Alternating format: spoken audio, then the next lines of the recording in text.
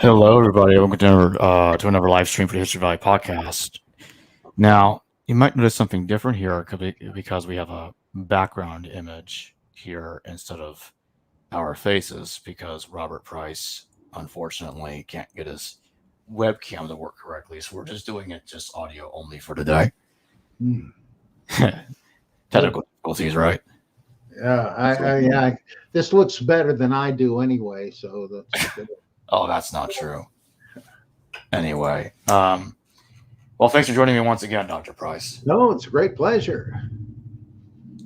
So today we're going to be talking about, did James the Just murder? Was James the Just murdered by Paul the Apostle? Dr. Robert Eisenman has made an argument in James, the Brother of Jesus, and James in the Habakkuk Pesher that Paul the Apostle, the historical Paul, was responsible and or involved in the death of James the Just. Now, his argument is largely connected to, more like entirely connected to his argument in the Dead Sea Scrolls when it comes to the righteous teacher. He argues that James is the righteous teacher, that the wicked priest, the one that is murdering the righteous teacher, or at least from Robert Eisenman's view, the teacher is being murdered by the wicked priest. Although I will note to the audience that many scholars argue against Eisenman, saying, I don't really see the Dead Sea Scrolls mentioning the death of the righteous teacher, so that's also something to keep in mind. And the next part of the argument is that Eisenman says that Paul is the one called the liar or the spreader of falsehood in the Habakkuk Pesher. And he basically puts Galatians and Josephus side by side. It's like, okay, so Paul says in Galatians, I'm not a liar. He says this elsewhere in his epistles, not just in Galatians. And he says, okay, well, you got Paul on one hand being a liar and opposing James the Just, or at least being an alleged liar. And on the other hand, you have the high priest Ananias opposing James and is responsible for his death. He's the one that ordered the death of James. So he says, when you combine that view with the Habakkuk Pesher, it's the same story. You got the same guy being opposed by the same people.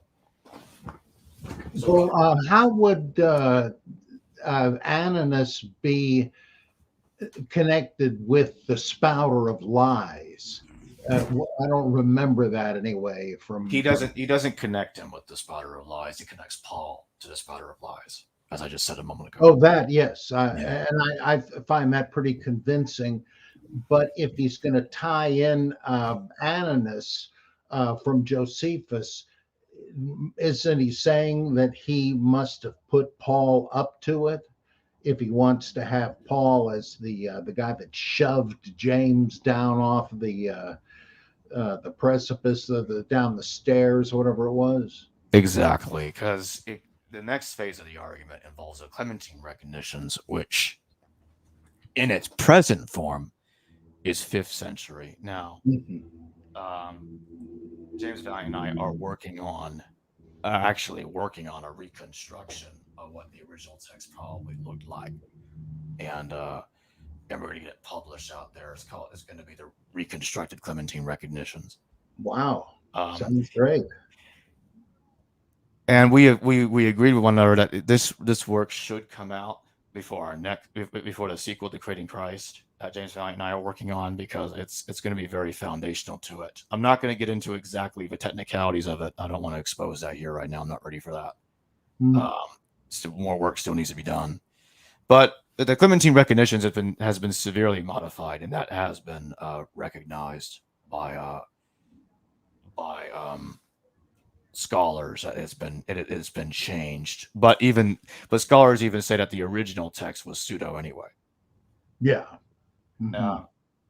But for other reasons I'm not going to get into right now, I don't agree with that view. But anyway, going back to Eisenman, the pseudo Clementine recognitions, there's a couple of manuscripts that it survives in an alternate manuscript.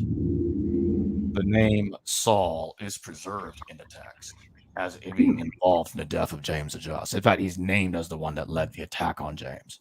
In translations, you'll see that Saul's name is not in the text. So some people will say, "Well, what the hell is Eisenman talking about?" The text never says anything about Saul being involved in this death. Well, he's been excised in the text. Literally. Oh my gosh! If you really? look at, well, even in the margin note, the Clementine recognitions, like by modern translators, they'll tell you that you have a manuscript there shows that Saul's name was originally in the text. Wow. So yeah, it's been so long since I've read that in the Henneke Schneemelker collection that I just didn't remember that. Wow. yes, so Eisenman's basically arguing that regardless of one thinks a pseudo Clementine recognitions was written and by whom, whoever the person that wrote it was. Now here's what's interesting: we actually do know the person that is responsible for modifying the recognitions. There's a preface to it that anybody can go read right now. And it's very short. And it says there's a guy named Tyrannus Rufinus. He's writing around 406 CE. And he admits to modifying the text to fit his view. Wow. He just plainly says it. Just like that. I'm hardly paraphrasing what he said. Wow. So, I mean, I paraphrase a little bit, but but if you read it, it's basically what he said. And in my upcoming show, Robert Eisenman, James Valiant, and Christopher Lawson, I'm going to show this to them. Like, hey, what do you think about this preface? I want them to talk about it. Yeah. It's very interesting because I don't think Eisenman talks about the preface. At least I don't remember if he did. Maybe he did, and I just don't remember where he said it in books, if he did talk about it. But yeah, I really enjoyed Eisenman's books. Like the free books I have from him is James the Brother of Jesus, the New Testament Code, and the James the Just and the Habakkuk Pesher. Is that the third one an actual book or is that an essay? It is. It's a book. Huh. Short one, but it is. Yeah, go ahead. I was just going to say, James the Brother of Jesus, which came out later than that book, is more like an expansion, a very massive expansion of what that book actually says. If anybody wants to avoid reading Eisenman's 1,000-page opus, James the Brother of Jesus, and defer to a shorter text Eisenman's written, read James the Just and the Habakkuk Pesher. It's basically the same thing, but shorter. Oh yeah. He did like a précis of it, kind of a condensed version of it, right? Yeah. Exactly. I'm thinking of a different book from Brill where he had some essays about that stuff. But yeah. Wow. Exactly. Yeah. Hold on, let me just turn on this banner real quick. But yeah, if anybody wants to ask myself and Dr. Price questions, or either one of us, super chat your questions, please. Just wanted to tell everybody that real quick. Okay, so let's get right back to the show. Some would object to Eisenman's point of view, like, okay, well, what about the Damascus document? It seems to put the Reich teacher in the 2nd century BCE. I'll admit I myself am bothered by that. Like, when I look at that, the chronology in the Damascus document, it does seem to put the righteous teacher in the 2nd century BCE, and I could never get that out of my head. And I am also bothered by the other fact that we have no explicit reference to the wicked priest murdering the righteous teacher in the scrolls. So I think those are a couple of major vulnerabilities that I can think of right now to Eisenman's argument. Eisenman makes a lot of good arguments, but on this one, I'm skeptical, personally. Let's see. Is the Damascus documents reference to the teacher of righteousness? Does that have anything to do with his being killed? The text does not say that he was killed. Because it's possible it was an ongoing sort of pontifical position. And one reason, I mean, it's just possible, but the thing that gives it a little bit of plausibility is that if you identify Qumran with the sect of John the Baptist, and you take what the Clementines say about how Simon Magus was next in line to head up the sect, and however he was in Egypt temporarily while John died, and that Dositheus filled the vacuum instead. That would imply that whoever, if John was the teacher of righteousness, at some point, any successor of his would also be the teacher of righteousness. So there could have been more than one, possibly. But then again, that doesn't fit with the idea that James was the teacher of righteousness, unless you say he was right after John the Baptist and before. Oh boy.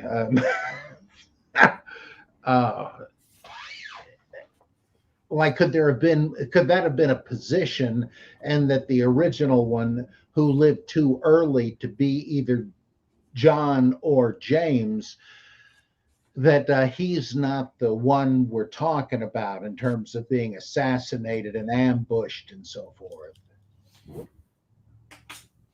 Well, the problem is we don't even have an ambush story in the scrolls.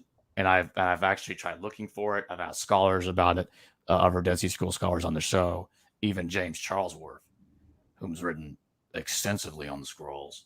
He's talked about Eisenman before in his books, and has respect for him as noted in books. But he also notes similar problems like I do. Like, the text doesn't appear to ever mention the death of the righteous teacher, or at least the manner of him getting killed. There's no manner of the manner of death isn't him getting killed by somebody. It's not in the text. Well, isn't there something that they take to refer to that the wicked priest did him in somehow? There have been some arguments like that, but unsuccessful. Like, there's a passage in the Habakkuk Pesher that talks about, I think it's in that text. It could be in another Dead Sea Scroll, but a presentation will be prepared on the day that Eisman comes back on the show. So I'll have all the references there when the time comes. Looking forward to it. I just don't got the stuff in front of me right now, but I do know for a fact that one of the texts says the wicked priest was executed by the men of war for a terrible thing he had done to the teacher. Now, it's kind of vague. A terrible thing. What could that have been? Yeah. You could argue he was killed, but it's like, it's not clear. Like, he could have done something else that pissed him off enough for them to kill him. Yeah. Yeah. Whatever the hell that was. Boy. That's wrong. It's too vague. And the righteous teacher thing, I have no problem with it being an office after the original one had died. But the original one in the scrolls, I think, is one guy, and referring to at least to the founder of the community. I don't think in the scrolls itself we have multiple teachers. I think the same guy, which I think, if memory serves me well right now, I think most scholars hold that position that the righteous teacher in the scrolls is one character. Yeah, that's my impression also. I'm just thinking that since in the Pseudo-Clementines it speaks of somebody replacing John, though again that may ruin the whole thing, it might imply that if he was the teacher of righteousness, then whoever succeeded him presumably would be too. But that whole thing's pretty iffy, I admit. Let's see.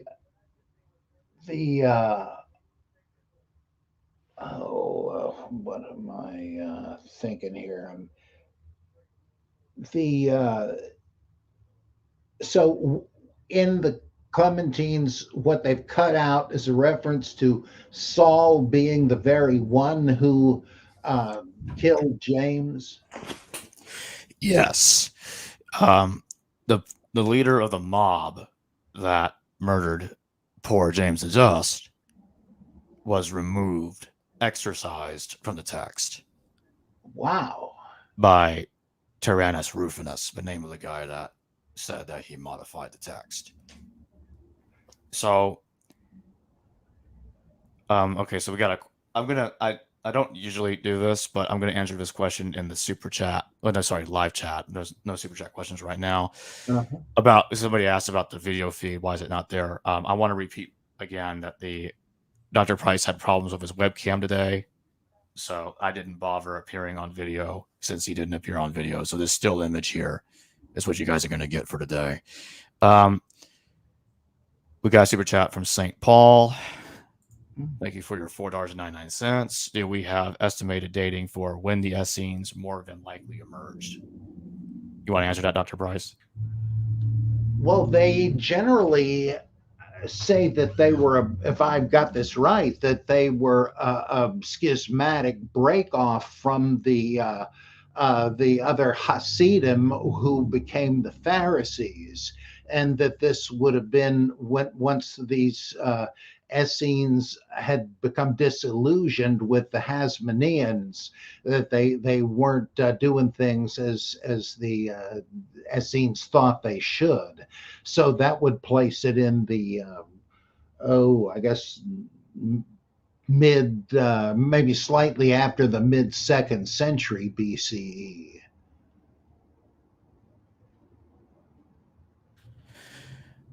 There's also something else I'll mention briefly in this, because this has been coming up the last couple of days. The Dr. Carrier Godless Engineer hit piece that was done against myself and Dr. Litwa. I am preparing a video response to that with James Valiant. And it's going to concentrate more on the ascension of Isaiah. But I will say this for the record. Let me just put it this way for right now. I thought the video they did, the hit piece they did against Dr. Litwa, they hardly said anything about me. It was primarily concentrated against Dr. Litwa. And I thought basically not only what Godless Engineer was saying, but what Carrier was saying was ridiculous. Like, he went out of his way to say that Litwa didn't deserve a PhD, and I thought that was brother. I thought that was absurd and uncalled for. Let me just put it that way. That's the most polite way that I can put it right now. So some people have not seen that video and they don't understand the context of why my friend Neil responded against them. I just didn't get around to responding to them initially, but I'm going to. I just thought it was very, very poor taste. And do you think Richards read Litwa's books? I don't know. I'm not going to say if he did or didn't. I don't know. It might. I don't remember for sure. It might have been cited a couple of times, maybe more than that. Yeah, but I don't remember. I really don't. I could be completely wrong about that. I have no idea. But he ironically accused Litwa of not reading his books. Yeah. Yeah, I just wonder if he's making a statement like that Litwa doesn't deserve a PhD. Can he possibly have read any of Litwa's books? They're just packed with references to other scholars and to the details of obscure ancient sources. They're really treasures. And I don't know how. Well, I guess he just carried away there, but no pun intended. But that is really awful. The whole video is about. It's a response video against the interview I did with Dr. Litwa. I think that the title of the video is "Why Scholars Know Jesus Existed." Or why we know Jesus exists. I don't remember the exact title of the video. I have to go back and check my channel, but it's one of those two titles or a mix of the two. And in fact, I'm going to go take a look at that right now. I'm going to go back to topic, guys. Just give me a second to talk about this. This is not going to last much longer because I do want to go back and continue talking about Eisenman's brilliant work.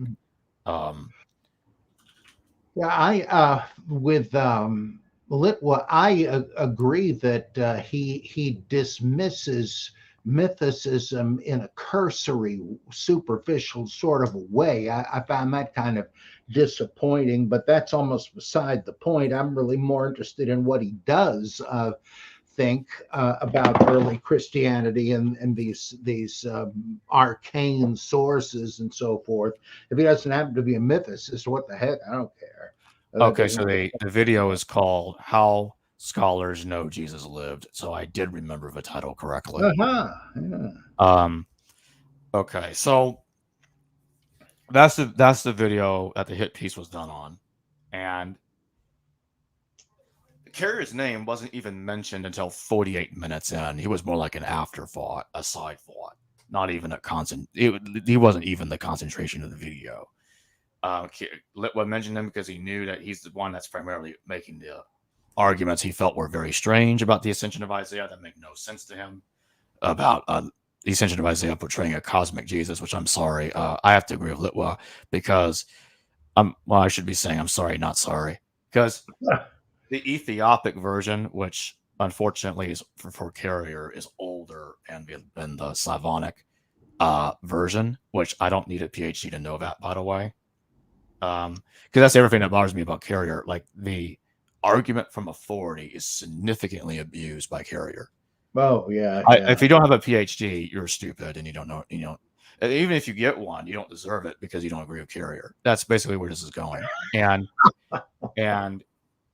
I may not have one, but that doesn't mean I can't read something and understand it.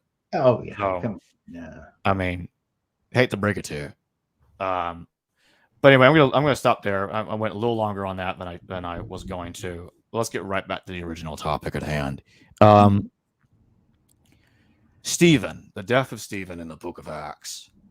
Stephen was killed, and and Acts doesn't really say when he died. Some say, oh, 80 30s or 30 CE, whatever. Doesn't really go out of his way to put it that way. At least I don't think it does, from my point of view. And regardless of that, Saul, according to Acts, was a young man when this incident occurred, when Stephen was murdered by a mob. And Saul was there, and he approved his death. He approved of his death. But it doesn't say. In fact, it pretty much eliminates him from the stone throwing crowd, since he's just the coat check boy there.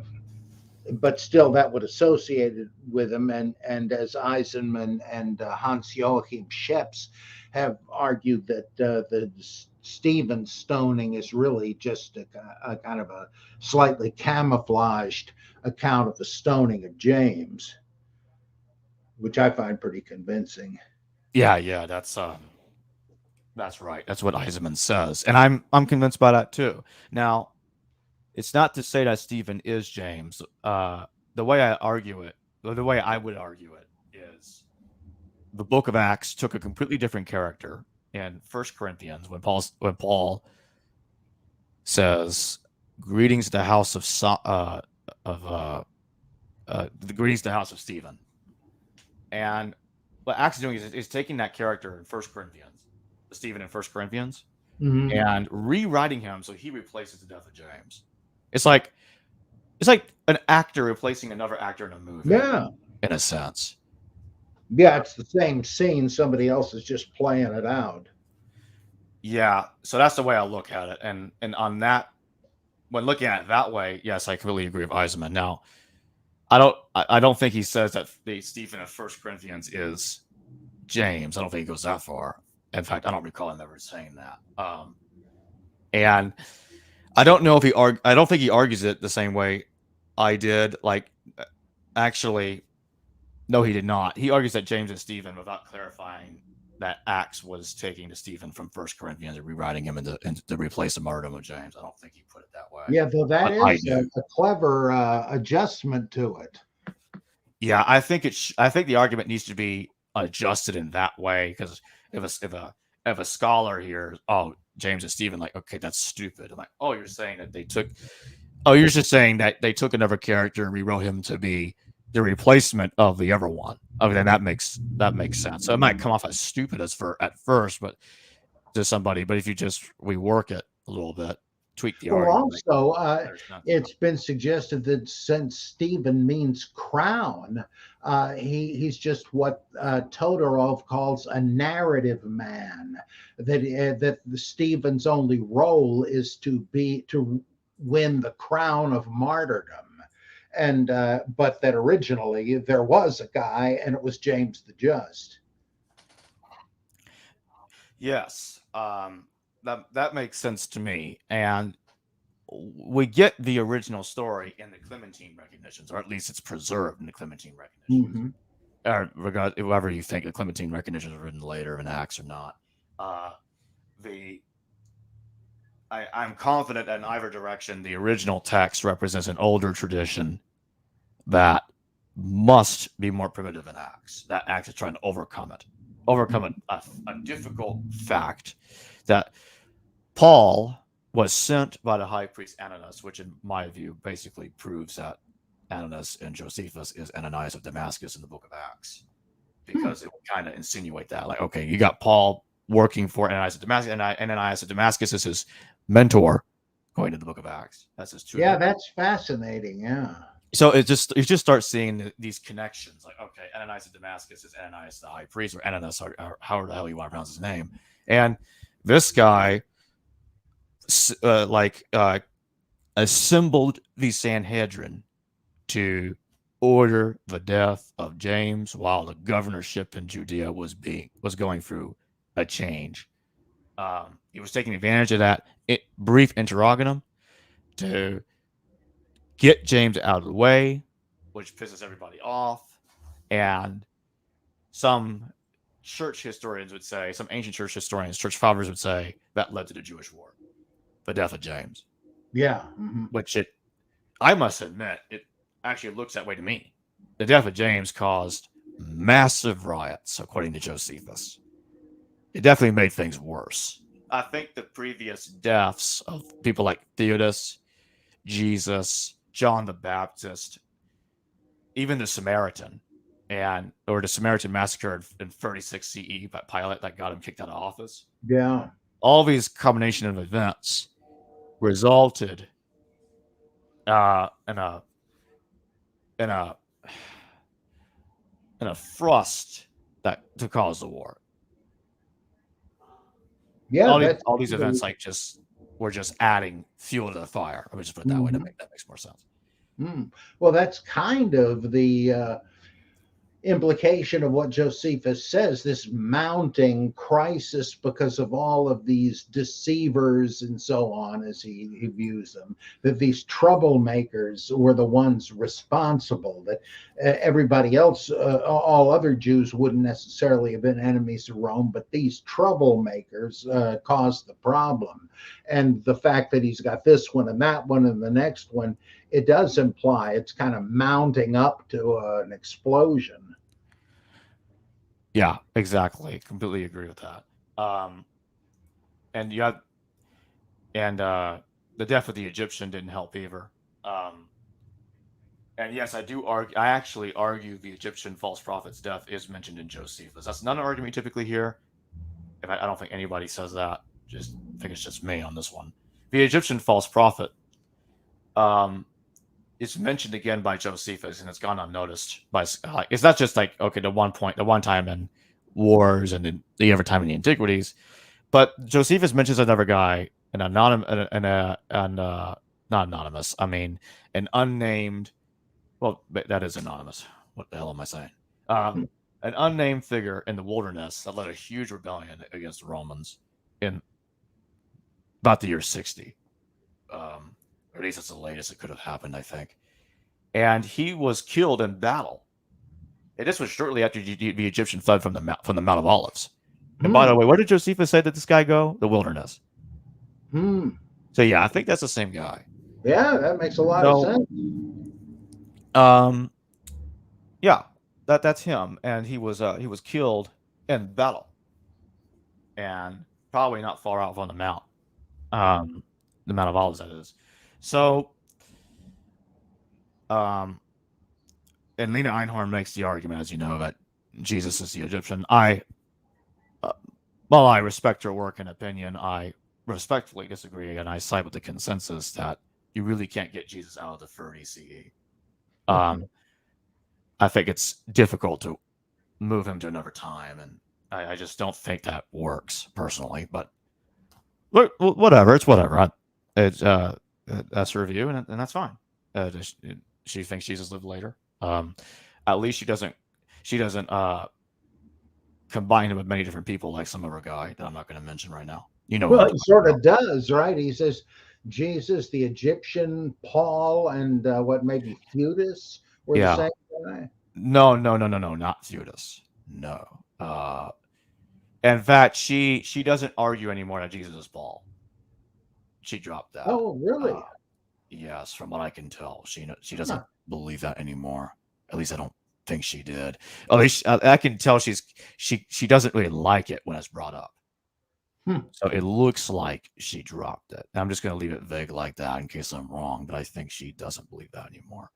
Well,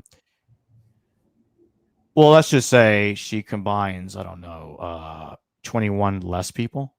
Yeah. If that's funny. Anyway. St. Paul, thank you for another super chat. What are y'all's opinions of a shift in time of Lena as being Paul, the historical Paul at least?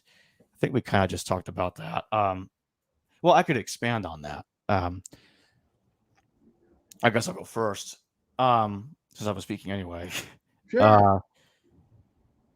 It's, to me, with all due respect to Lena, I think it's a very odd argument. It doesn't make any sense to me. Because why would Paul, again, not disrespecting her nor her work, but what I'm saying is, it doesn't really make much sense to me because okay, so basically her argument is, well, in Acts, Paul was confused for the Egyptian. But then Claudius Lysias, the Roman garrison commander, let him go. And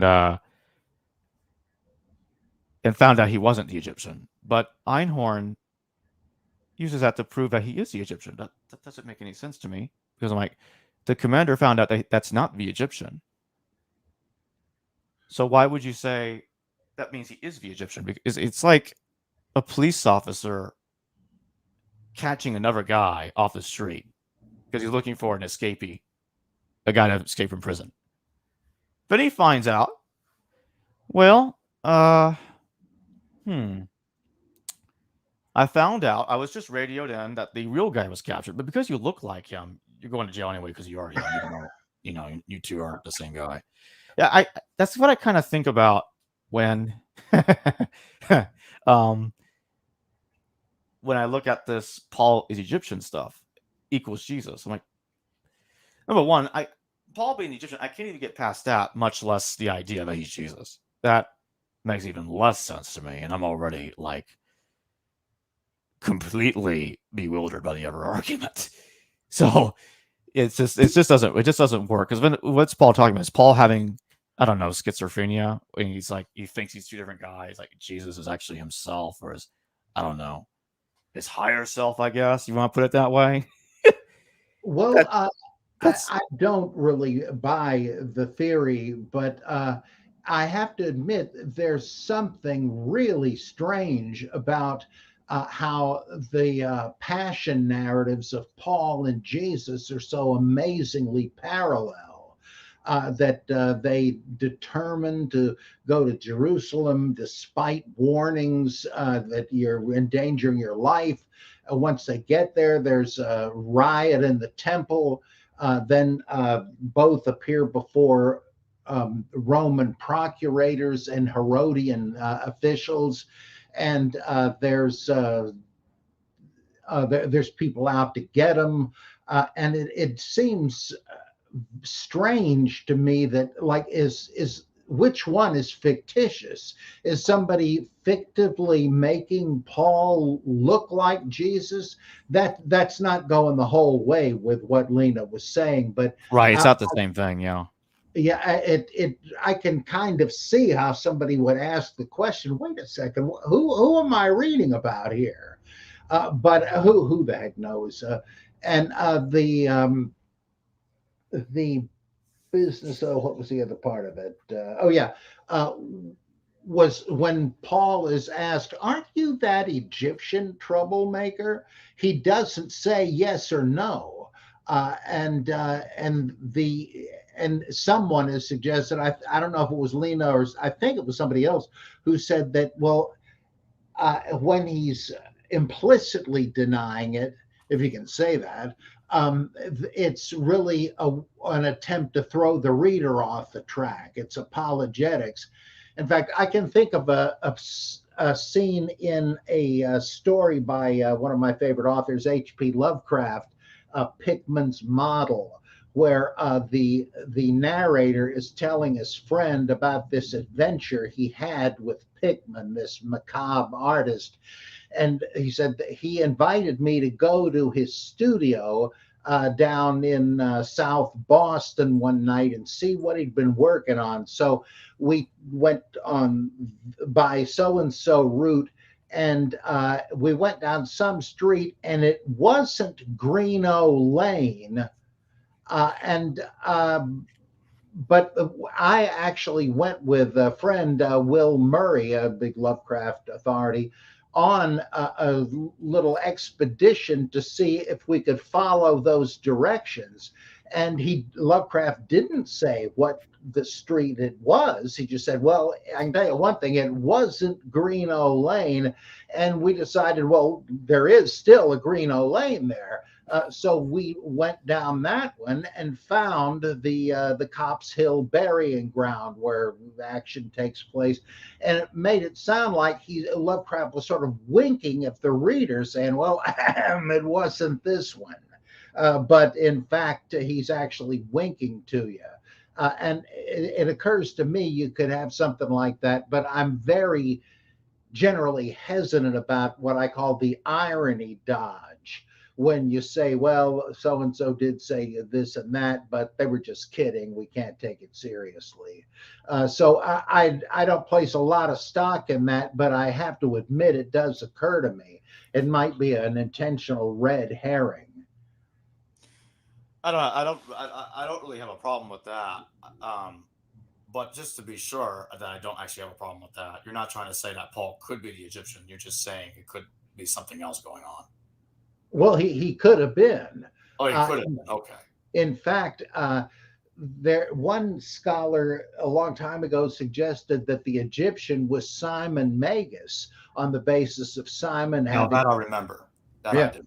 And if Paul was Simon Magus and Simon Magus was the Egyptian, then that would make it plausible to identify Paul with him. But that wouldn't help us. Well, and even with the Jesus thing, Simon claimed that he was Jesus on the cross when it seemed that he suffered, but he didn't. But I don't think Lena has that in mind. But it is odd that there are possible connections. She does not have that in mind. She was trying to argue that Paul is the Egyptian to make her argument that Jesus is Paul stronger. At least it looks that way from when I looked at her argument more closely. Because like, okay, so you got Jesus and the Egyptian going to the same mountain, and then you got Paul. I think what she's trying to do is like, oh, Paul's saying that was like Paul says that I was crucified with Christ in Galatians. Mm-hmm. Like, oh, there you go. That means he's Jesus. But when he says with Christ, like, okay, so those are two different people. That doesn't work. So, like I said to you earlier, I don't have as much of a problem with Paul being the Egyptian, even though I heavily disagree with it. And I think it's too called that to be true. Especially the idea that Jesus is Paul. That I have even more problems with. It's admittedly a real speculative thing. Yeah, it's too speculative for my comfort. Again, meant no disrespect to her at all. But anyway, St. Paul again. Thank you for your super chat. Paul was considered the Egyptian because of the riot, but he spoke Greek. Wouldn't it make sense um, for a well-educated person of that time to know Greek? Yeah, that's true. Yeah. So why would the Roman think that Paul knowing Greek would imply he was this Egyptian troublemaker? That does sound a little odd. I mean, it must have been pretty common. I mean, if he even has the name Paul, which is a Greek name, that's you'd think, well, the guy may be a Hellenistic Jew, as he supposedly was. That is a little odd, in implying a fictional narrative. Okay, let's get to the next one. St. Paul again. Thank you for another super chat. If Paul was Simon Magus, then it would make sense for him to know Greek. This is just an esoterics perspective. Well, that's true, though. Yeah, I mean, everything it's sort of assumed that he must have, because in which one is it? I guess the Acts of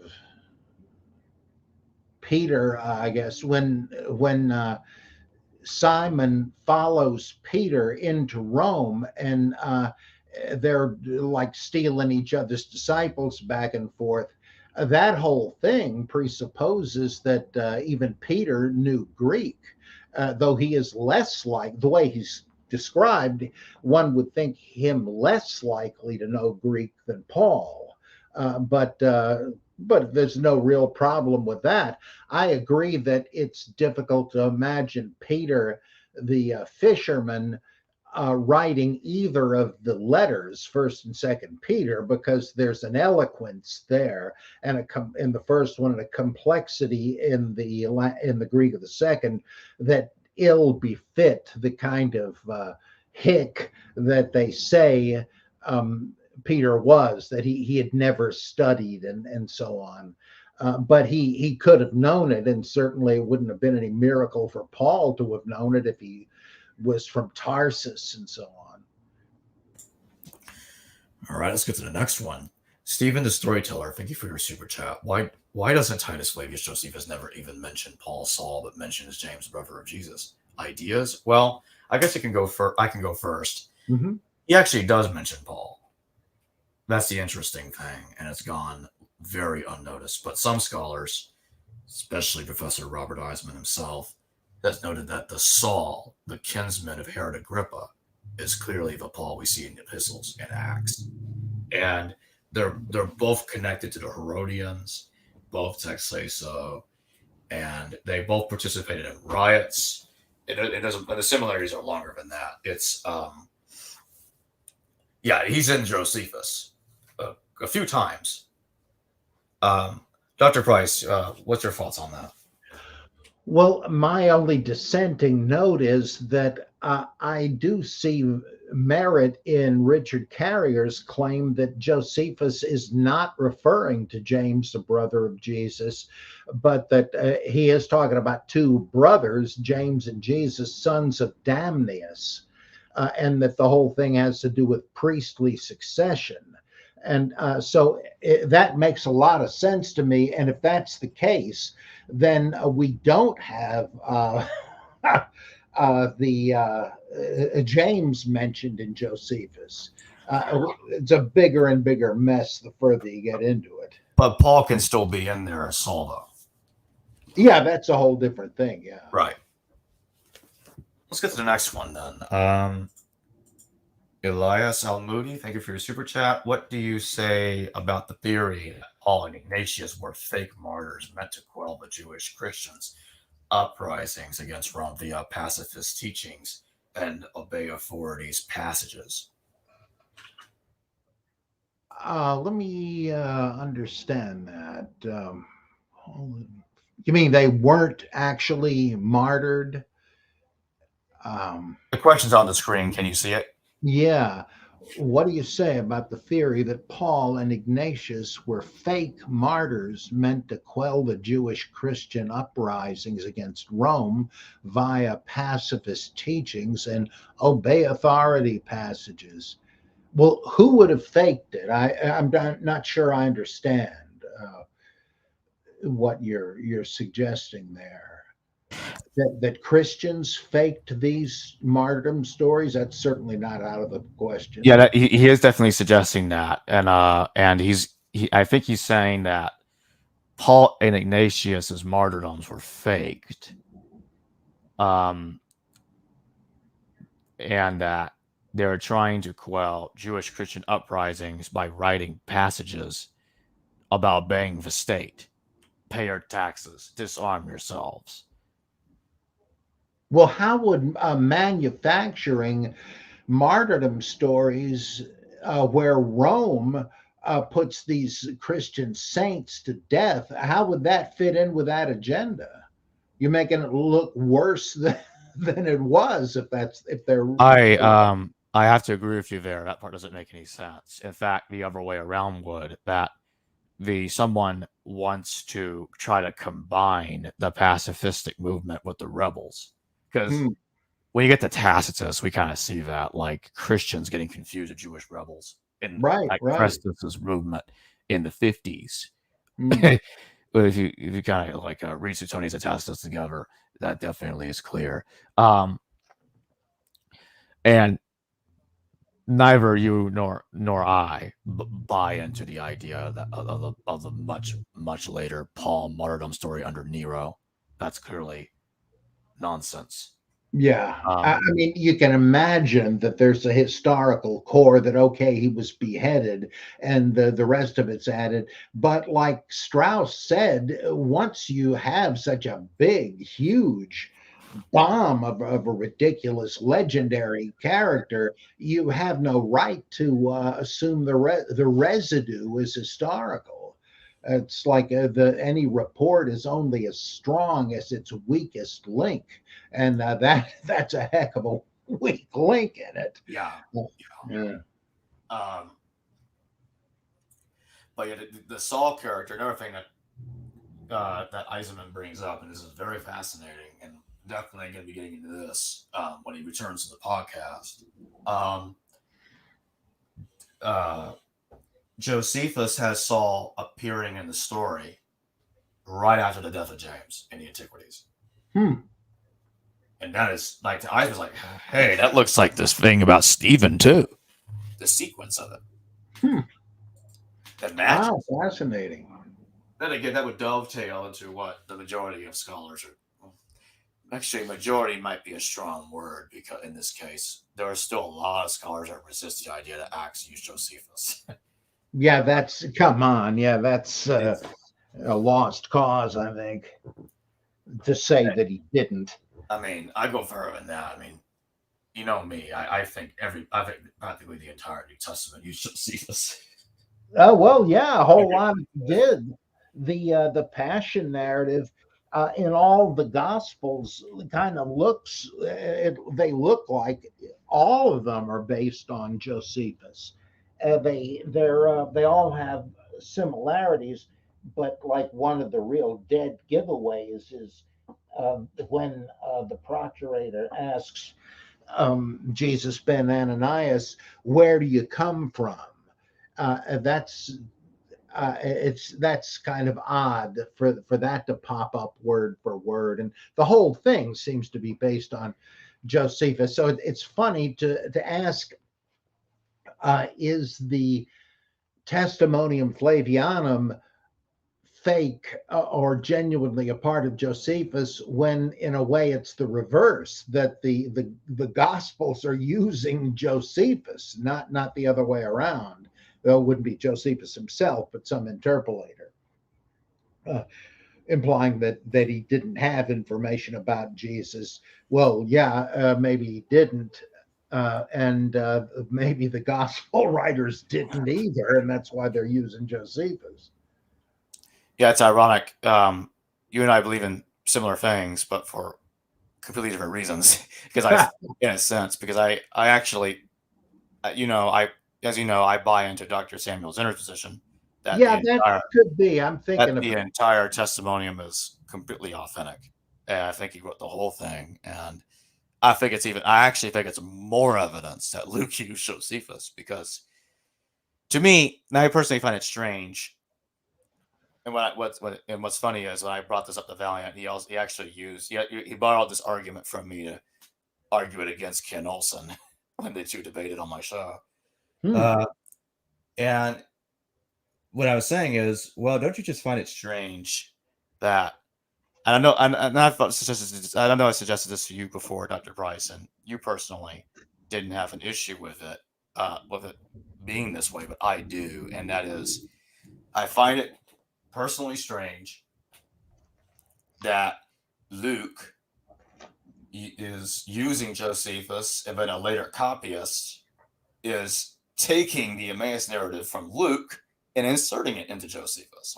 So what you're saying to me is what I'm being asked to believe is that paper A was copied by paper B, and then paper C interpolated something into paper A from reading paper B. That's strange, and I would really like to know if there is another example of that actually ever happening, because that is extremely strange to me. Well, I'm not saying that. I mean that it sounds like you're saying if Josephus actually had the testimonium in it. Well, I didn't say that you were saying that. I was saying that scholars that argue that Luke used Josephus, but Luke was also used to interpolate Josephus. Because those scholars, I think the testimonium was constructed from Luke's gospel and Oh inserted. well, yeah, that I could see. I mean, if later Christian scribes thought if they weren't aware that the Josephine origin of the testimonium, they I'm getting confused. Oh boy, I guess it's senile dementia. Boy. So if Luke used Josephus with Jesus ben Ananias,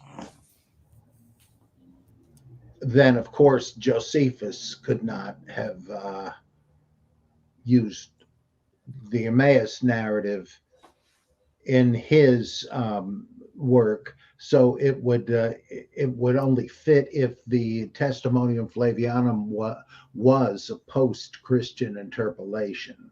I mean, a Christian later interpolation. You might have. Hold on there. Let me just butt in there for a second. I think you might have misunderstood what I said. I'm not saying that Josephus knew Luke. No. I'm okay. Yeah. Okay. arguing. Then what's the problem? I said what I'm being asked to believe is that Luke used Josephus, but at the same time, another person, maybe Eusebius, used Luke to create the testimonium and insert it into Josephus. Does that make sense now? Yeah, sure. So that's what I have a problem with. That doesn't make any sense to me. That to me, I think that argument is very bizarre, and from my personal opinion on the matter. I respect people that believe that. I don't get it. Well, you put it pretty clearly. I'm not sure what is so implausible about it. If it's Eusebius we're talking about who interpolated it, as I think is likely. Well, my issue is, it's more likely and simpler to believe that Luke got it from Josephus if we're saying that. Is it Luke used Josephus, but an interpolator used Luke to insert something into Josephus. But if Luke is already getting his stuff from Josephus, then it seems like the idea that the testimony doesn't fit Josephus's language becomes an oxymoronic argument. But that's just my personal view. I'm just not there on this one. But other than that, I think everybody's copying Josephus, Luke, Mark, Paul, Matthew, Yeah. John. I don't care. The letters of John, Jude, everybody. Wow. I don't care. I'd love to see you write something up about that. Yeah, that argument will be in the whatever I get around to releasing this material. The couple of books I'm working on, but it's going to be a while. I want to take my time because I want to get it as polished as I can and not rush Yeah, it. of course. Um, we got the super chat here from Elias Moody. Thanks again for another super chat. His question is the Rufinus you mentioned the same Rufinus of the 5th century you translated the Greek to Latin? Where can I find more info on that manuscript? Well, it's in the preface of the Clementine Recognitions. And yes, that is the same Rufinus. That's exactly right. The preface clearly states, you know what? Let me get my copy of the Recognitions. It's to my right of me, so it's not going to take much effort for me to grab it, get it on the table, turn the lamp on, and read it to you guys. Here it is. Okay. So let me get to the page now.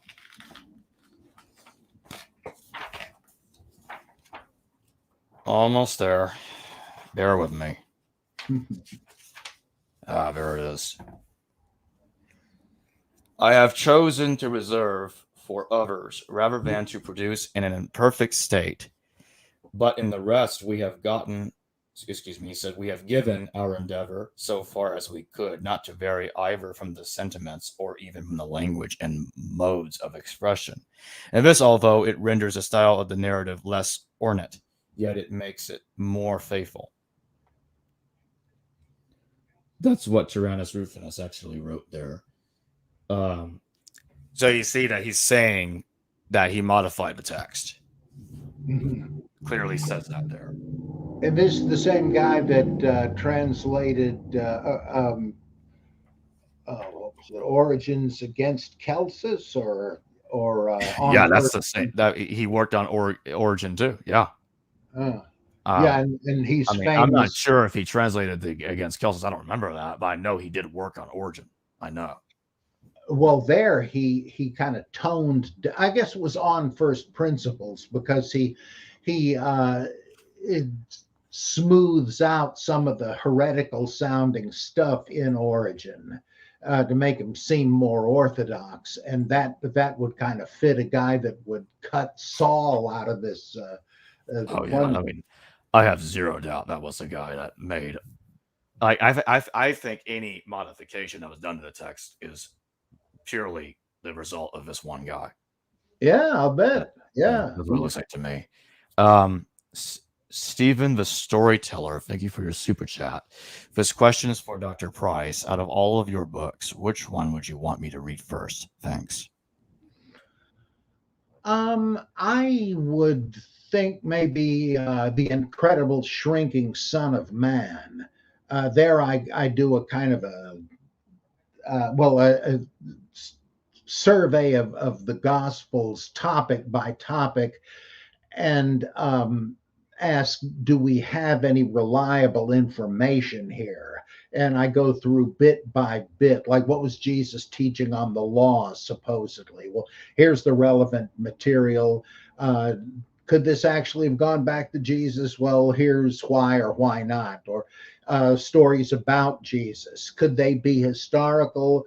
A little less likely if they mirror contemporary parallels from pagans and so on.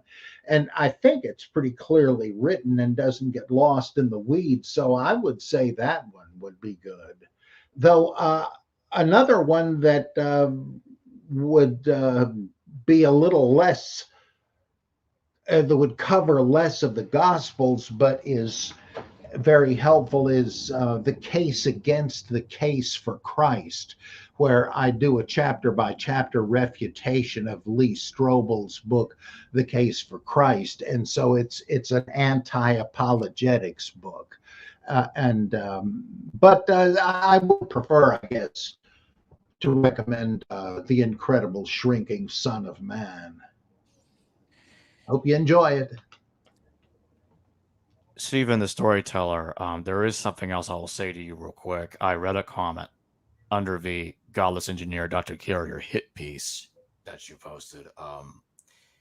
and I'm going to respond to it because your question was, could a debate with Dr. Litwa and Dr. Carrier be set up? Because that's what he wanted that to happen. I'm going to tell you right now that's never going to happen. He has no interest in appearing with Carrier, and I understand that. And two, especially after that video came out, it's never going to happen. I'm going to just put it that way. So for anybody out there that wants that debate to happen, keep on dreaming. Yeah, Bart Ehrman told me he would never debate Richard because he's just so nasty, and it just would be a really unpleasant experience. And I can't disagree with him. It would just be a mess. And there are examples out there of debates with Carrier happening, and it is just it turns into a storm, a hurricane, really fast in the video. It's just no, it's not a good idea.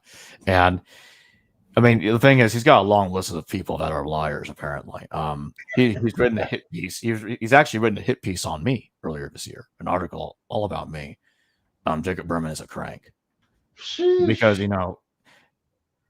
goodness forbid I have my own opinions. I can't have that. I got Carrier needs to think for me. I can't think. I don't have a brain. He is my brain. Only he can think for me. I can't think. And and in the article, he bashed Eisman for like, I don't know, the 100th time, calling him insane, crank. Gosh. And I'm like, oh yeah, you're gonna call somebody that knows more languages than you and that's translated Dead Sea Scrolls. It's done its own translations. Yeah, that you're gonna call that guy insane. Got it. I got check. Yeah, that makes so much sense. Sarcasm, obviously, but come on, just come on. Yeah, so he thinks that Lit was a liar. He thinks I'm a liar. He thinks Steve Mason is a liar. He says Bart Ehrman is a liar. The list goes on and on and on. What does he have against Steve Mason? Oh, because Steve Mason says that Carrier's wrong about Josephus. Josephus mentions Jesus, and Carrier just freaks out over that. Like goodness forbid that Steve Mason, the main translator of Josephus right now, disagrees with me. We can't have that. Boy, he's got to get. He's like, I got to write an article on this guy. I gotta call him names and say terrible things because he's contradicting the Church of Mythicism. And yes, I call. I'm not saying all mythicism's like that, but Carrier's movement is a church. Okay, and it might as well be. And some of his propagandists like lurking around Facebook harassing people are like I don't know, bishops, apologists of Carrianity. Carrianity. What I actually told Dave Allen about the joke Carrianity, he started using it on Facebook. It's hilarious. But I mean, I guess I might as well say here is I'm going to say it on the video that's coming out with Valiant. I mean, I pretty much lost respect for the guy. I was kind of losing respect for him anyway. I think I already did lose respect, but let me just put it another way. Like it's like double that. Well, he does invite that. I'm sorry. He does invite that with his acid tongue rhetoric. Oh boy! I've really tried. I'm sorry, I didn't mean to interrupt you. Go no, it's all right. Okay, let me just say this real fast and continue on from there. I really tried the very best that I could to respect his views, not say anything negative about him, but the situation has gotten so bad. I just have to talk about it. I mean, what am I supposed to do? Shut up and take it?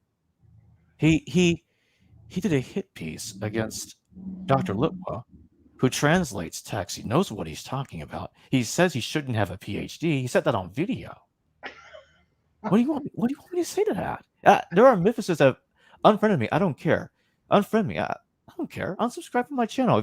If you're a carrierite, go. I don't care. I can care less. I can sleep. I'll sleep well at night. If you're going to defend that nonsense, you're going to say that he was being polite. Don't associate with me. I'm not interested. Bye. See ya. Yeah, boy, so bizarre. You would think that people with the same interest, who are already constituted as a marginal minority, would sort of close ranks, but instead it's just like a cockfight. Ugh. Exactly. And then he wonders why somebody else in the live chat, my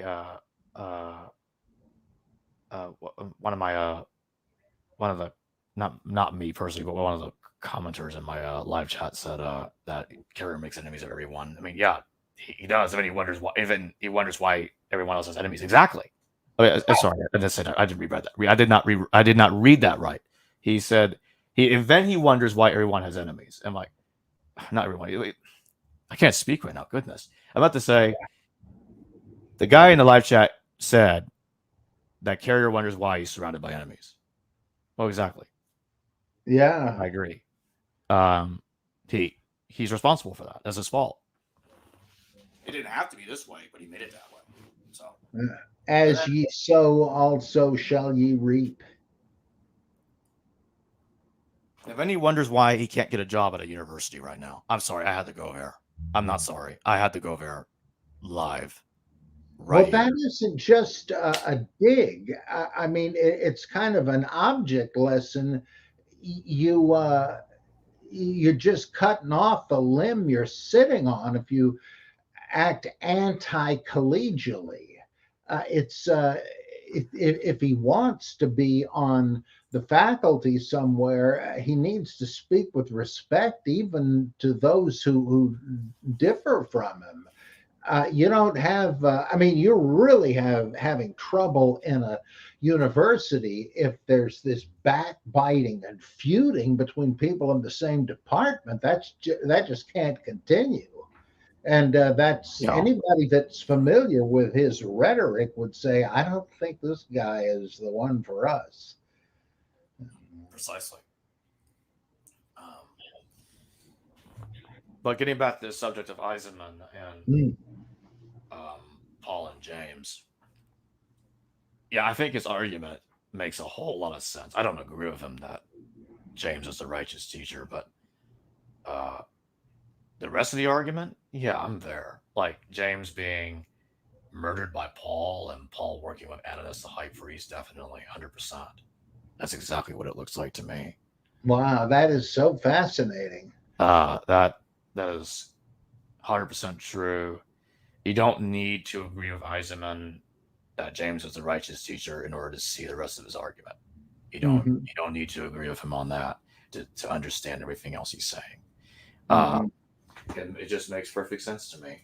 And many scholars already admit that the Dead Sea Scrolls are used by the New Testament, reused by New Testament writers.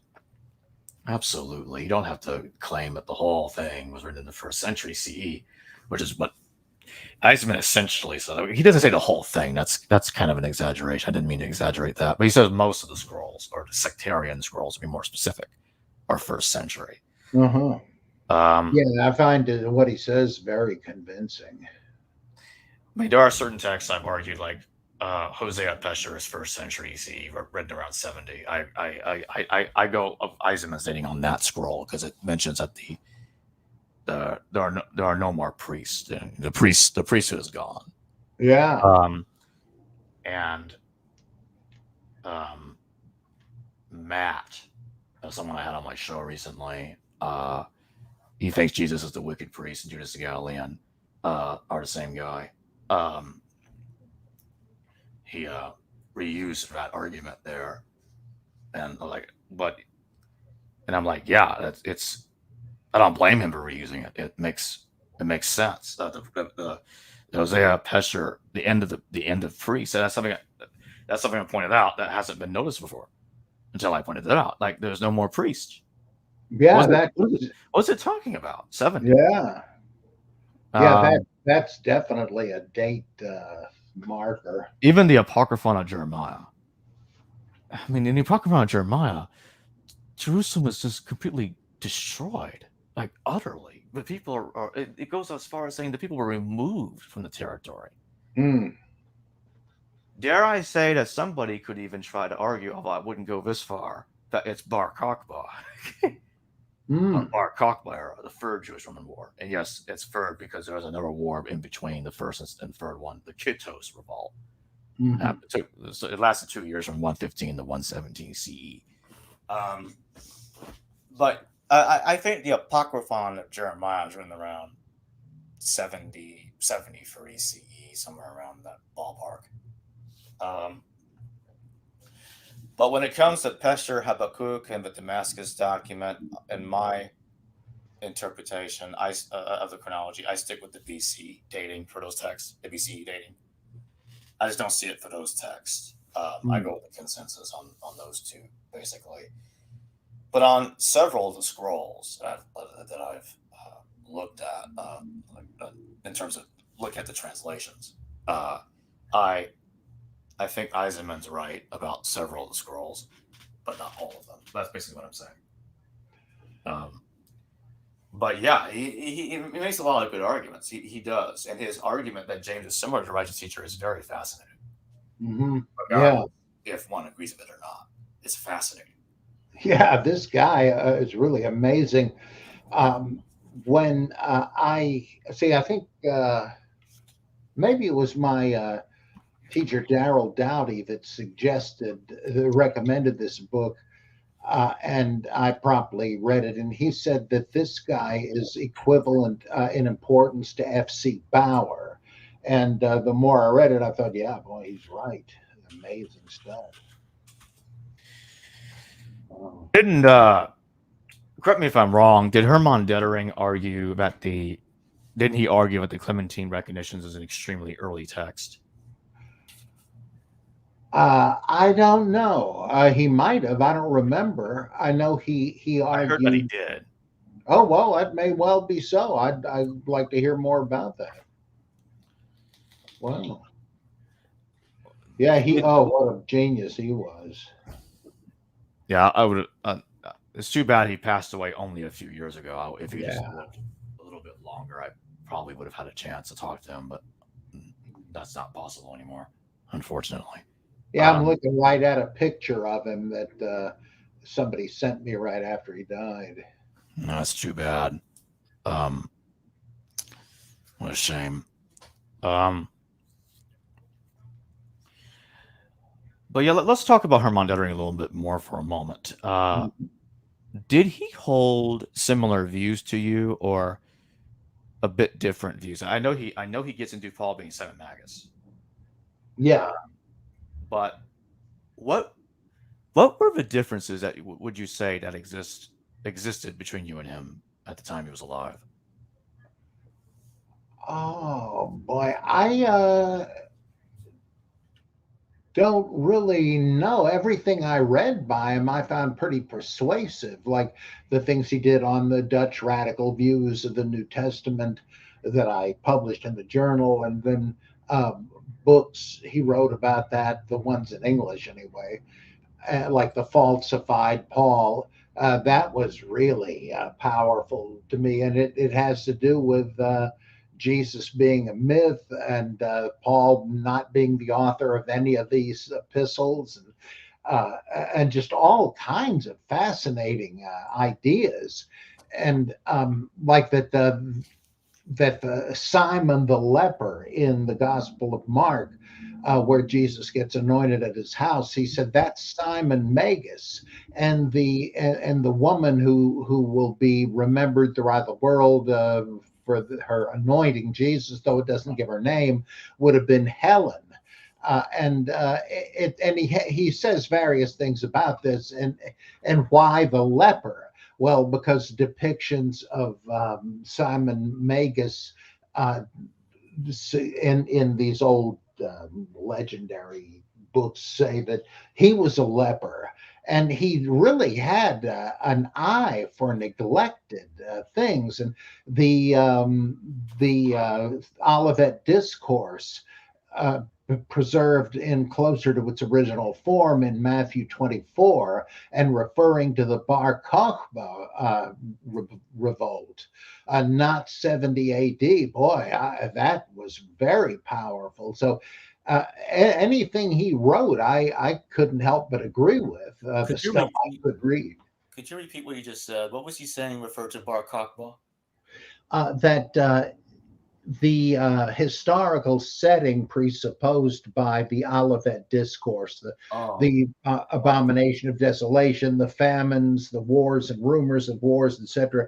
He goes down the list one by one and says there really are not known parallels to this in the 70 AD war with Rome, but there are in the Bar Kokhba rebellion. And he says that it wow. looks like that Matthew's version of it, that Matthew did have access to Mark's, but entirely plausibly had available a copy of the thing that Mark used too. It was circulated, and he preferred the original one that shows that even Mark is post Bar Kokhba, since he's revising it. But that's so powerful. That really changed my That, views on some that things. reminds me of two people right off the cuff. Bartosz Adamczewski and Marcus Vincent.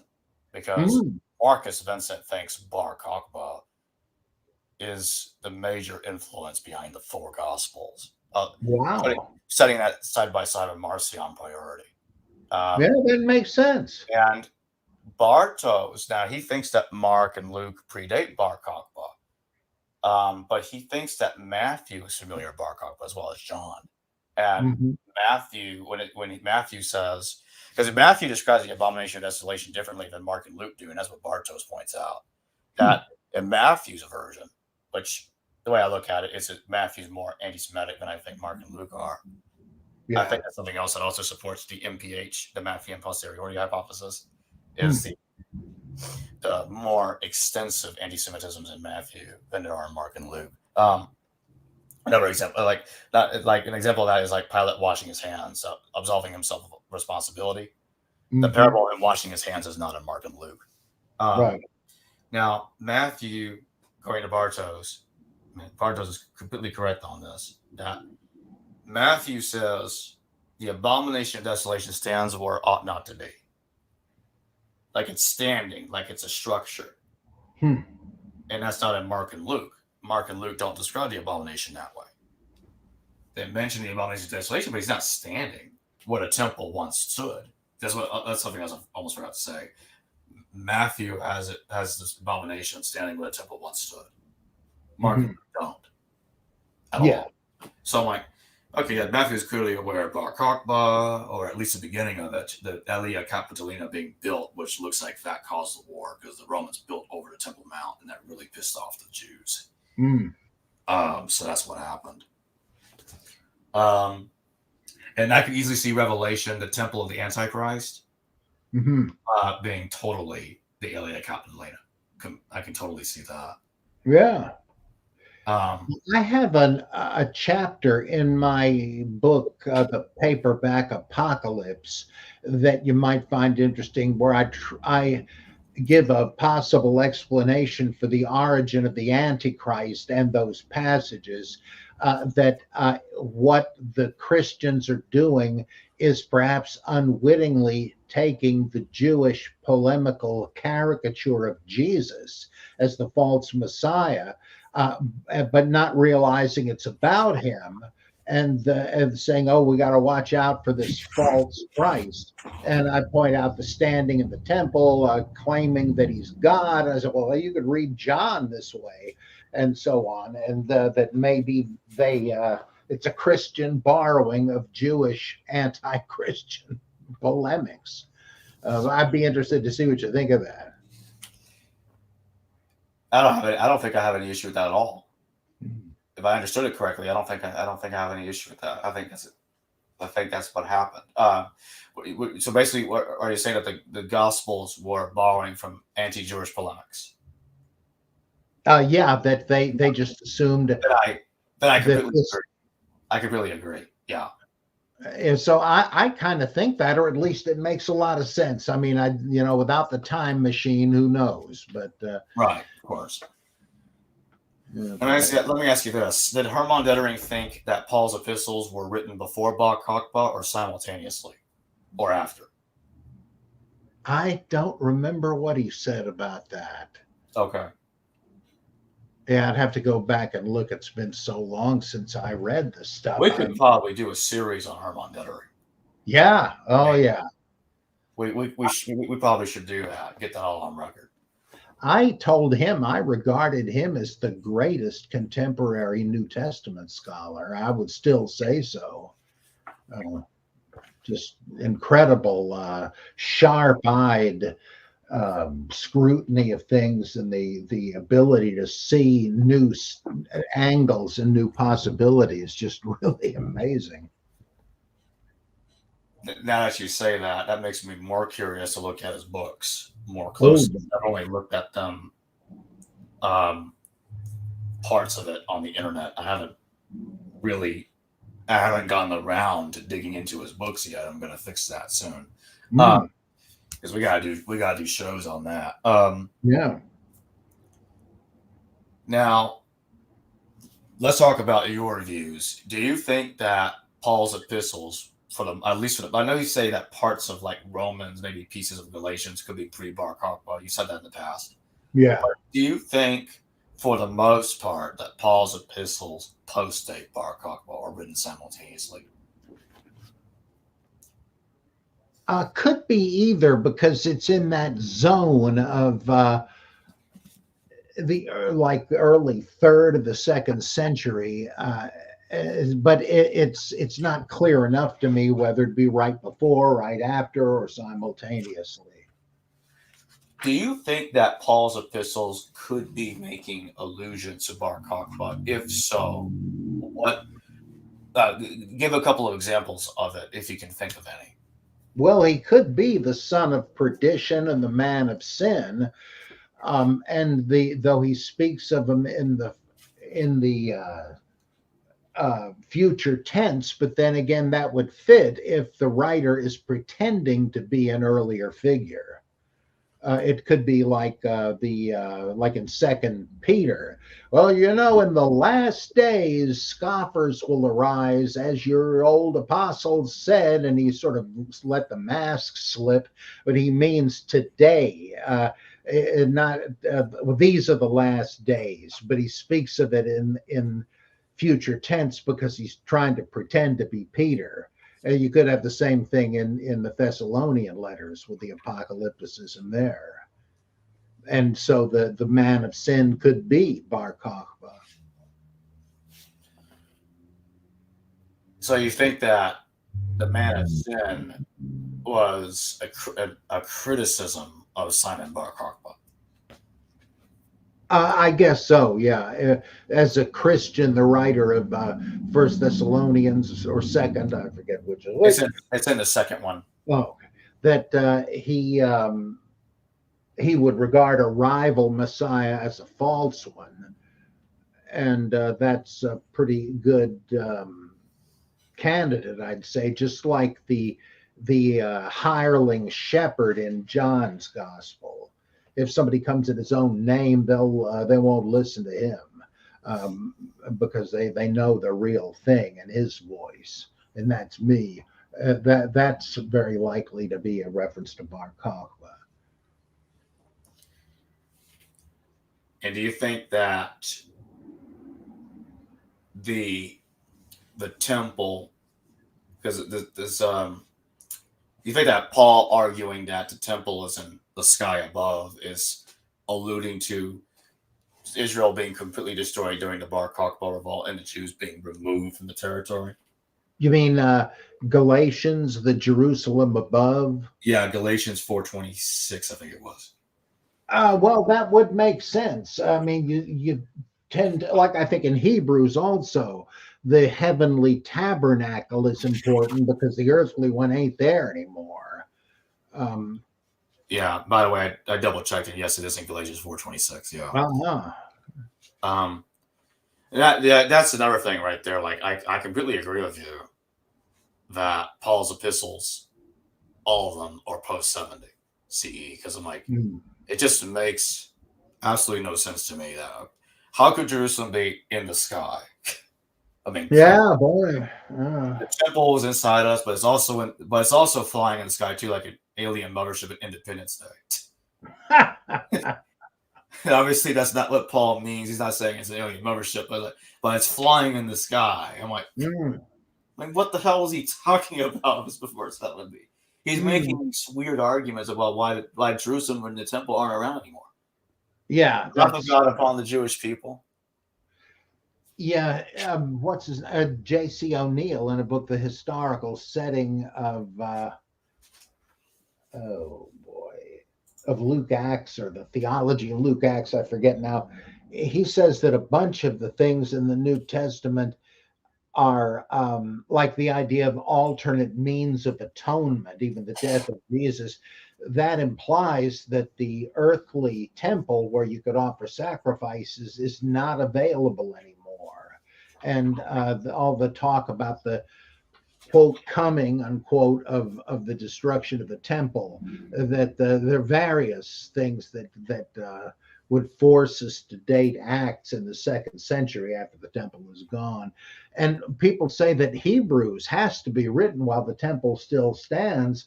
No, Josephus is writing after it's gone, and he has a present tense as he describes it. It's just like, this is the way you're talking about the blueprint. Well, this is before that, and then to the side, there's this. And plus, he's talking about the tabernacle, not the temple anyway. So I tend to think that that kind of destroys the argument that Hebrews has to be from the 60s. Oh yeah, I think that dating of Hebrews in the 60s is pure nonsense. Completely agree with that. Let's bring Sam Magus back into this conversation, and in the context of Robert Eisman's research. Would you say that Simon Magus as Paul, but Simon Magus himself, the character, has parallels to the Dead Sea Scrolls? Yeah, I think he. Let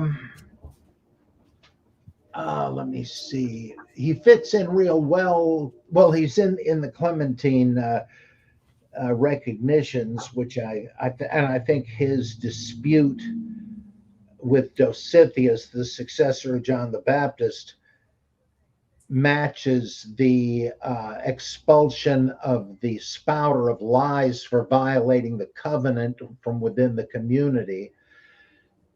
Let's see. So if that is Paul, then Simon Magus fits that slot also. And I kind of argue that in my Judaizing Jesus book. Oh, by the way, I just got page proofs back for the Gospels Behind the Gospels this evening. So I'm going to be proofreading those pretty soon and getting them off to the publisher. Be interested to hear what you think about my wild speculations in that one. Oh, I can't wait. I totally believe we're going to do several shows on it. Huh? What's that? I totally believe that we're going to be doing several shows on that book. Oh, yeah. I hope so, yeah. Yeah, absolutely. At least a couple, but I think we're going to do more than just a couple. But yeah, I don't like it when some scholars refer to Eisman as, like, some scholars think Eisman's a lunatic, he's insane, and they say crap like that about him. Yeah, that's just because they can't see as far as he does, and that doesn't mean definitely that he's right, and they just can't see it.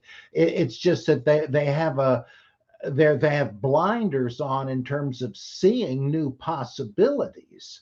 I mean, I don't know that Eisenman could prove what he's saying, though I find it convincing. But to just dismiss it out of hand, I think these people are cheating themselves, and they need to learn to think out of the box like their famous predecessors did. Bultmann, Bauer, and all these guys, Martin Luther. I mean, if people hadn't been willing to rock the boat and take a second look, they'd be nowhere. And you have to assume that criticism marches on, and you got to be open to weigh the new developments. Some you might say, no, I don't buy that. That's just desperation. I felt that way about a number of things. But you have to be willing to consider them. Yeah. So you think that, as you just said a moment ago, that Simon being excommunicated from an organization seems to match what happened to the liar. Yeah. And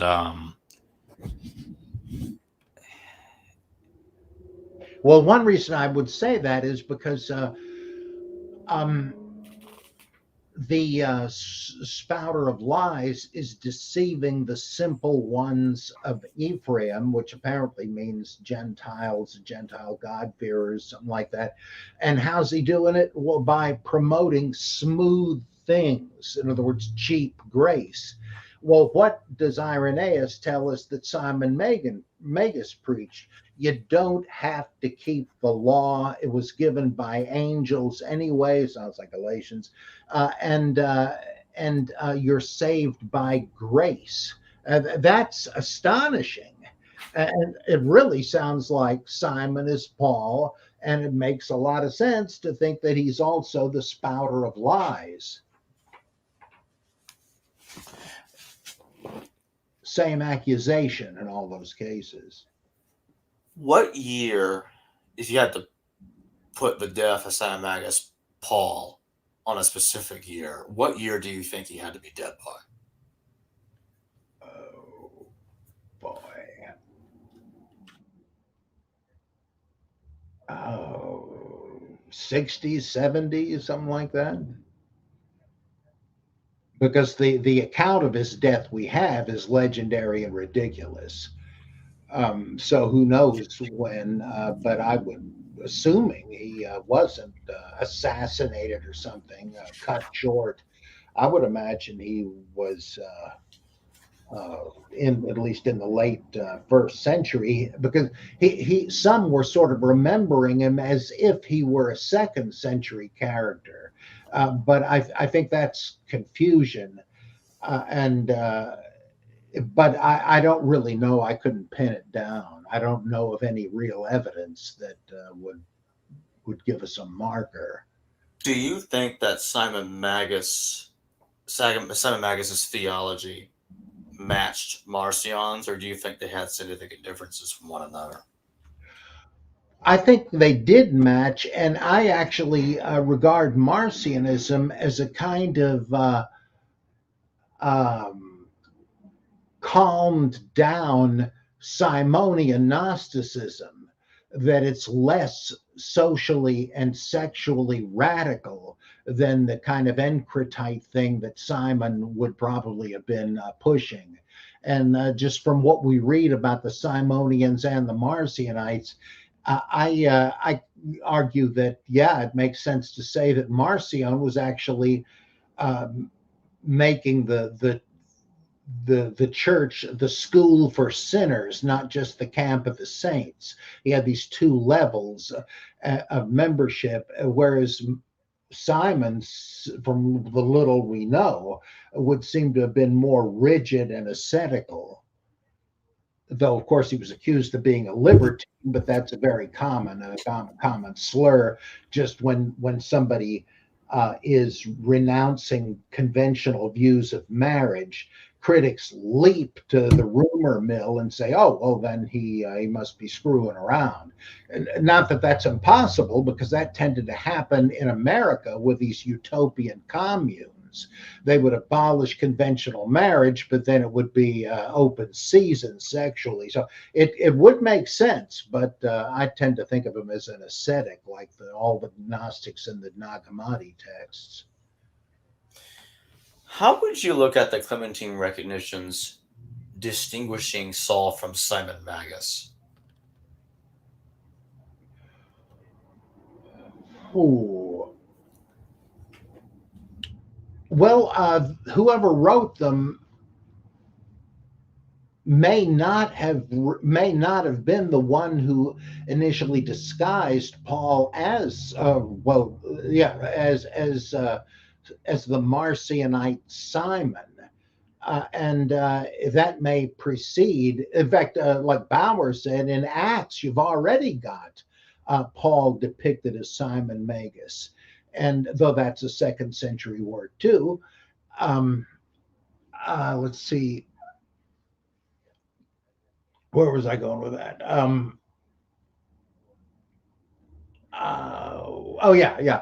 So that if the writer in the Clementines understood Saul to be Paul, he might not have realized that Simon was supposed to be Paul. He might have thought of Simon as simply a mask for Marcion. But then here's another problem, that the Peter versus Simon stuff appears to come from this Ebionite Acts that was a 2nd century source incorporated into the Clementines later. And if that's the case, you've got 2 different writers casting Paul as 2 different characters, and perhaps unwittingly. His source had Paul under the guise of Simon Magus, but when he's writing freehand, he makes Paul Saul, the assassin of James the Just.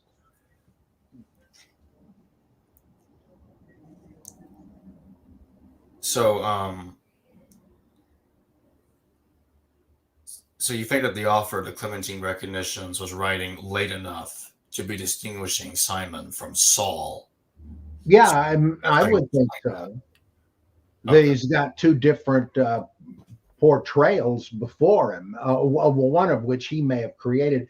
It would be kind of like Torrey's theory about 1st and 2nd acts, that 1st acts was written in Aramaic and ended at the end of chapter 15 with the Apostolic Council, but that Polycarp translated it into Greek and then decided to write 13 more chapters in Greek of his own.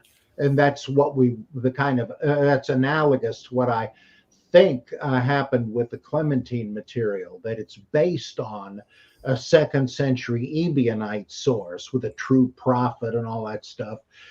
And the Ebionites hated the Marcionites and proposed the false pericopes theory as an alternative that would not entail rejecting the Old Testament in toto. That's at least Hans Joachim Scheps's theory, which makes sense to me. And so that they wouldn't have liked Marcion, so they're quite happy to have the Jewish Christian Peter contest with Simon Magus and win. And yet the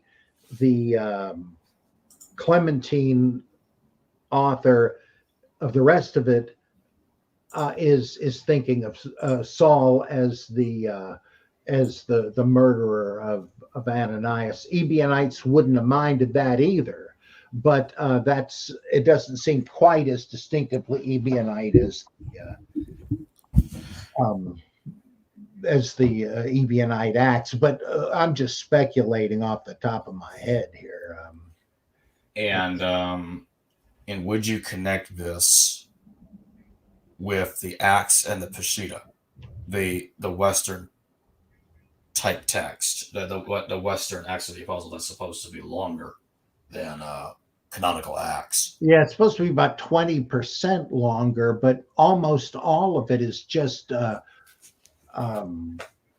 sort of larding it with more pious terminology. And if you believe with all your heart that Jesus is the Son of God, etc., you may be baptized, and Jesus becomes the Lord Jesus, and various things like that. One of the theories about that is that that's by the same author as the regular version of Acts, but that he simply did a revision of it, just as Josephus kept doing revised editions of his work. Because the added stuff in the Western text of Acts is stylistically the same as the other. So I find that pretty convincing, though, again, nobody knows. That's fascinating.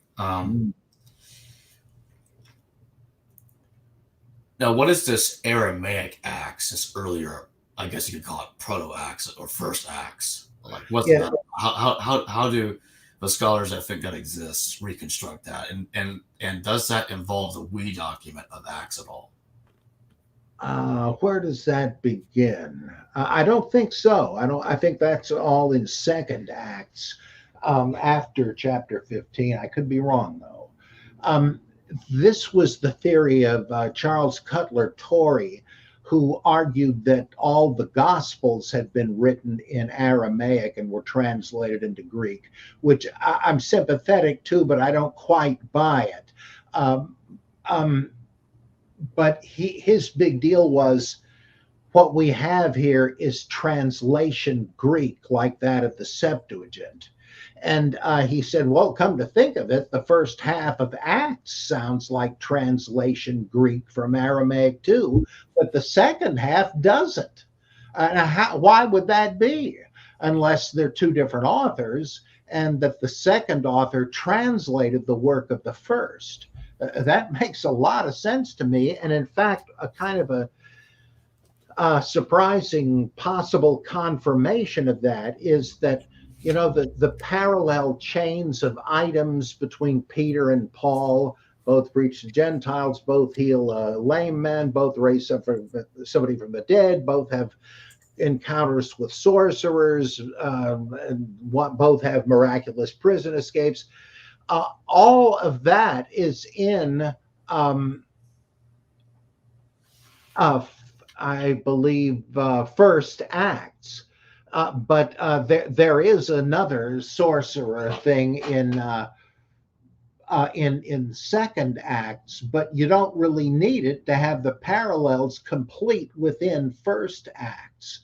So it was already the Catholicizing document that Bauer said it was. And that was an agenda item for Polycarp too, but it had already been done in the Aramaic First Acts, and he just decided to carry the story on further in Greek right out of his own head. And I find that pretty persuasive. When do you think that this was written, this Aramaic Acts?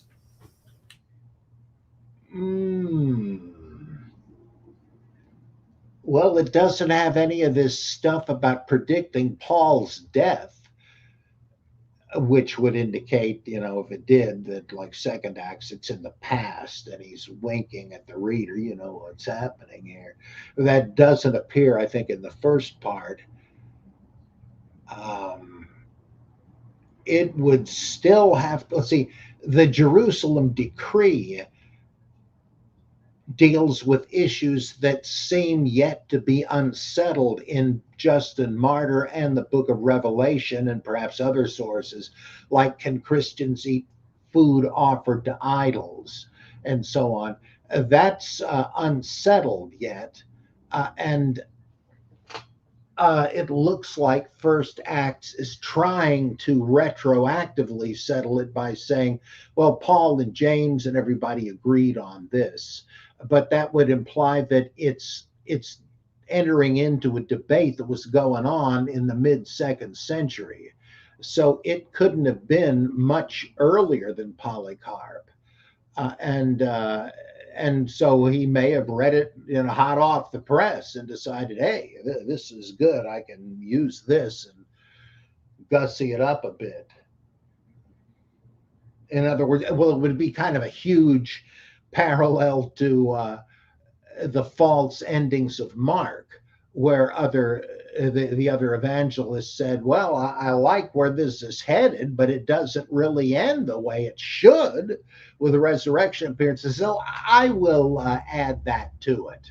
And again, you can tell it's a different author because of literary style, though not language, not translation Greek this time. But you can easily tell that whoever wrote Mark did not write the longer and shorter endings to Mark or the freer Logion. This would be on a bigger scale, adding chapters 16 through 28. But who knows? In fact, there's a modern parallel. Some guy wrote the 29th chapter of Acts.